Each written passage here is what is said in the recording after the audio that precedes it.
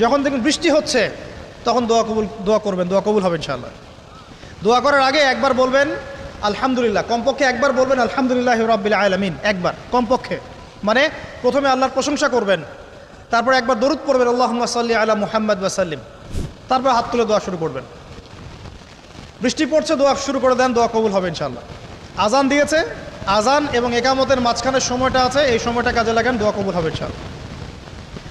নামাজে দাঁড়িয়েছেন, সেজদায় গিয়েছেন, সেজদায় দোয়া করেন, দোয়া কবুল হবে ইনশাআল্লাহ। প্রশ্ন করে অনেকে যে ভাই সেজদায় কি বাংলায় দোয়া করা যাবে? হ্যাঁ যাবে, যদি আপনার নামাজটা নফল নামাজ হয়। কোন নামাজ হয়? ফরজ নামাজে করবেন না, নফল নামাজে করতে পারেন ইনশাআল্লাহ।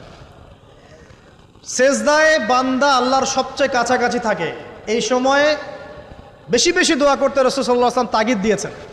দোয়া করলে ডাইরেক্ট কবুল হবে ইনশাআল্লাহ। পিতা মাতার খেদমত করে দোয়া করেন, দোয়া কবুল হবে ইনশাআল্লাহ।